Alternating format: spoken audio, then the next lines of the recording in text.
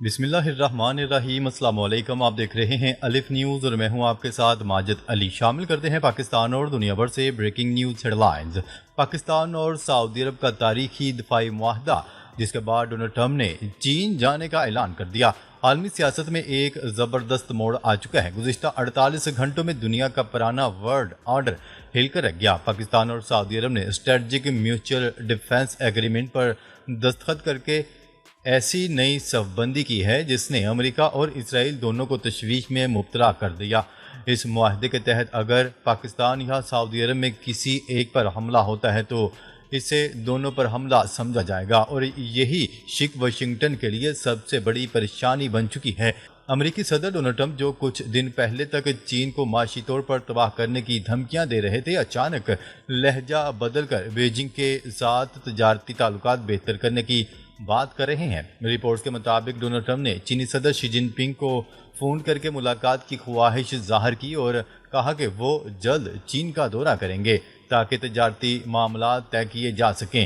تجزیہ کاروں کے مطابق پاکستان اور سعودی عرب کے اتحاد نے امریکہ کو احساس دلایا ہے کہ اس کے روایتی اتحادی اب آہستہ آہستہ چینی بلاک کی طرف جھک رہے ہیں۔ اس صورتحال نے بھارت کو بھی الجھن میں ڈال دیا۔ بھارت کے لیے ایران کے چابہار پورٹ اور خلیجی ریاستوں کے ساتھ اپنے منصوبے اب داؤ پر آ گئے ہیں۔ ماہرین کا کہنا ہے کہ اگر قطر بھی اس نئے دفاعی اتحاد میں شامل ہو جاتا ہے تو مشرقی وسطی میں امریکی فوجی اڈوں کا مستقبل خطرے میں پڑ جائے گا اور چین کو خطے میں کھلی رسائی مل سکتی ہے۔ خبر کے اگلے حصے میں بات کرتے ہیں۔ روس نے گزشتہ ہفتے کے دوران سب سے بڑے حملے میں یوکرین پر میزائل اور ڈرون کی بارش کر دی۔ خبرساز ایجنسی اے ایف پی کی رپورٹ کے مطابق روس نے یوکرین پر 40 میزائل اور تقریباً 580 ڈرون کے ساتھ بڑا حملہ کیا ہے، جس کے نتیجے میں بھی ہلاکتوں کی اطلاعات ہیں۔ یوکرینی صدر ولادیمیر زیلنسکی نے سوشل میڈیا پلیٹ فارم پر جاری اپنے پیغام میں تصدیق کی ہے کہ روسی حملوں میں 3 افراد ہلاک اور درجنوں زخمی ہوئے ہیں۔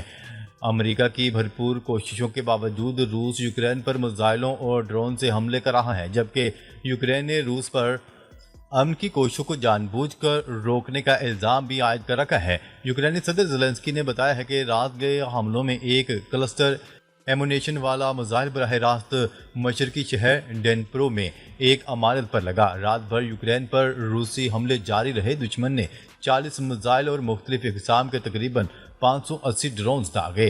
زیلنسکی نے بتایا ہے کہ اب تک ہمیں گولہ باری سے درجنوں افراد کے زخمی ہونے اور بدقسمتی سے 3 افراد کے ہلاک ہونے کی اطلاعات ملی ہیں۔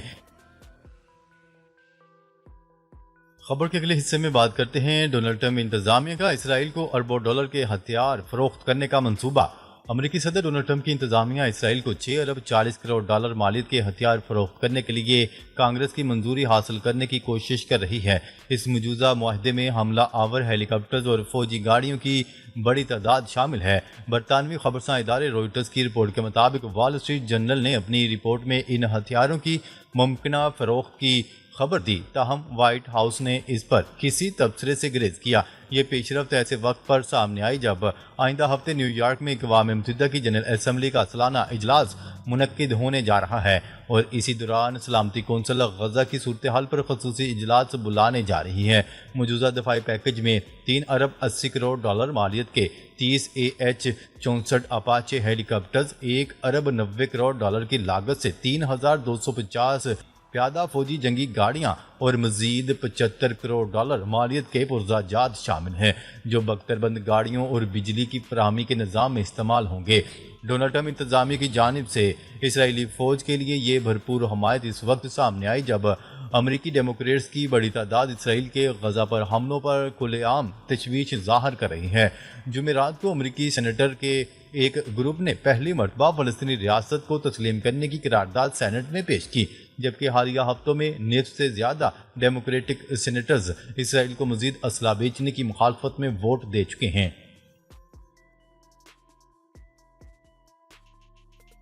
خبر کے اگلے حصے میں بات کرتے ہیں۔ اپنی سرزمین پر کبھی بیرونی افواج کو قبول نہیں کیا افغانستان کی عبوری حکومت کا کہنا ہے کہ اپنی سرزمین پر کبھی بیرونی افواج کو قبول نہیں کیا۔ افغان وزارت خارجہ نے بگرام ایئر بیس کا کنٹرول امریکہ کے حوالے کرنے کا امکان سختی سے مسترد کر دیا۔ وزارت خارجہ کے اہلکار ذاکر جلانی نے کہا ہے کہ تاریخ گواہ ہے افغانستان نے اپنی سرزمین پر کبھی بیرونی افواج کو قبول نہیں کیا۔ ان کا کہنا تھا کہ دوحہ مذاکرات اور اس کے نتیجے میں ہونے والے معاہدے کے دوران بھی اس نوعیت کے کسی امکان کو یکسر مسترد کیا گیا تھا۔ واضح ہے کہ امریکی صدر ڈونلڈ ٹرمپ نے میڈیا سے بات کرتے ہوئے کہا کہ بگرام ایئر بیس چھوڑنا امریکہ کے لیے ایک شرمناک لمحہ تھا۔ ایئر بیس واپس لینے کے لیے افغانستان سے مذاکرات کا سلسلہ جاری ہے۔ امریکی صدر نے برطانوی وزیر اعظم کیر سٹارمر سے ملاقات کے بعد مشترکہ پریس کانفرنس میں کہا تھا کہ بگرام کا فوجی اڈہ اس مقام سے 1 گھنٹے کے فاصلے پر ہے، جہاں سے چین اپنے جوہری ہتھیار بناتا ہے۔ 10 ممالک نیو یارک کانفرنس میں فلسطینی ریاست کو تسلیم کر لیں گے۔ فرانسیسی صدر دفتر نے اعلان کیا ہے کہ پیر کو نیو یارک میں اقوام متحدہ کی جنرل اسمبلی کے اجلاس کے موقع پر ایک کانفرنس ہوگی جس میں 10 ممالک فلسطین کو بطور ریاست تسلیم کر لیں گے۔ فرانسیسی صدر ایمانوئل میکرون کے مشیر کے مطابق یہ اعلان باضابطہ طور پر کانفرنس میں کیا جائے گا۔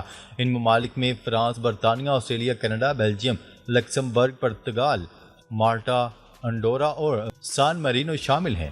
فرانس نے خبردار کیا ہے کہ اسرائیل اگر مغربی کنارے کو ضم کرنے کی طرف بڑھتا ہے تو یہ ایک واضح ریڈ لائن ہوگی اور اسے بین الاقوامی قانون کی سب سے بڑی خلاف ورزی تصور کیا جائے گا۔ ہم اور ہمارے شراکت دار اسرائیل سے فوری اقدامات کا مطالبہ کریں گے تاکہ فلسطینی اتھارٹی کا نظام نہ ختم ہو۔ مستقبل کی فلسطینی ریاست کی سرحدیں سال 1967 کی بنیاد پر ہوں گی۔ میکرون کا کہنا تھا کہ اسرائیل کی حالیہ فوجی کارروائیاں اس کی ساکھ اور عالمی سطح پر تصویر کو مکمل طور پر تباہ کر رہی ہیں۔ فلسطین کو تسلیم کرنا حماس کو الگ تھلگ کرنے کا بہترین طریقہ ہے۔ واضح ہے کہ 22 ستمبر کو اقوام متحدہ میں سعودی عرب اور فرانس کی مشترکہ طور پر فلسطین کے معاملے پر ایک سربراہی اجلاس کریں گے، جہاں میکرون نے وعدہ کیا ہے کہ اس موقع پر وہ باضابطہ طور پر فلسطین کو تسلیم کریں گے۔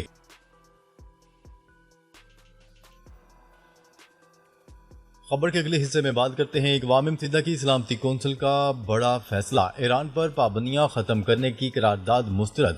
اقوام متحدہ کی سلامتی کونسل نے ایران پر عائد پابندیاں ختم کرنے کی قرارداد کو مسترد کر دیا۔ غیر ملکی خبرساز ایجنسی کی رپورٹ کے مطابق جمعے کو سلامتی کونسل میں ایران پر 2015 کے جوہری معاہدے کے تحت اقتصادی پابندیوں میں نرمی سے متعلق قرارداد پیش کی گئی، تاہم یہ قرارداد منظور نہ ہو سکی۔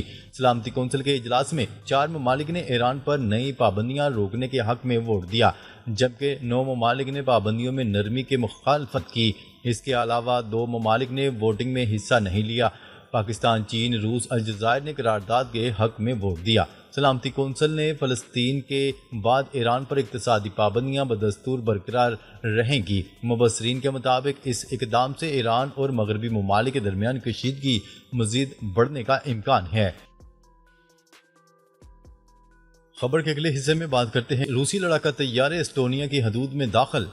اسٹونیا کی حکومت نے دعویٰ کی ہے کہ طیارے 12 منٹ تک اسٹونیا کی حدود میں رہے۔ اس سے پہلے روس کے 20 ڈرون طیارے 9 اور 10 ستمبر کی درمیانی رات پولینڈ کی فضائی حدود میں داخل ہوئے تھے۔ واضح ہے کہ پولینڈ اور ایسٹونیا دونوں نیٹو کے رکن ملک ہیں۔ دوسری جانب روسی وزارت دفاع نے تردید کرتے ہوئے کہا کہ ہمارے جنگی طیاروں نے ایسٹونیا کی فضائی حدود کی خلاف ورزی نہیں کی۔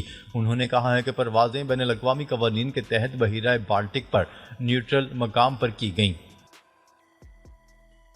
خبر کے اگلے حصے میں بات کرتے ہیں کم جونگ ان کا آرٹیفیشل انٹیلیجنس فوجی ڈرونز کی تیاری کا حکم۔ تفصیلات کے مطابق شمالی کوریا کے صدر کم جونگ ان نے آرٹیفیشل انٹیلیجنس فوجی ڈرون کی تیاری کو اعلیٰ ترجیح قرار دیتے ہوئے اس منصوبے پر فوری کام کرنے کا حکم دے دیا۔ غیر ملکی خبرساز ادارے کی رپورٹ کے مطابق کم جونگ ان نے پیانگ یانگ میں قائم ڈرون ٹیکنالوجی کمپلیکس کا دورہ کیا، جہاں انہوں نے کثیر المقاصد ڈرونز اور بغیر پائلٹ نگرانی کرنے والی گاڑیوں کی کارکردگی کا جائزہ لیا۔ یہ دورہ ایسے وقت پر کیا جا رہا ہے جب رواں ہفتے سولڈ فیول راکٹ انجن کا کامیاب تجربہ کیا، جو بین الاقوامی بیلسٹک میزائل کے لیے ڈیزائن کیا گیا ہے۔ شمالی کوریا کے صدر نے اس موقع پر کہا کہ بیلسٹک میزائل دراصل شمالی کوریا کے جوہری صلاحیت کی توسیع ہے، جو ملکی دفاع کو مزید مضبوط کرے گی۔ ناظرین، اب تک کے لیے اتنا ہی۔ مزید خبریں لے کر بہت جلد آپ کی خدمت میں حاضر ہوں گے۔ تب تک کے لیے اپنا خیال رکھیے گا۔ اللہ نگہبان۔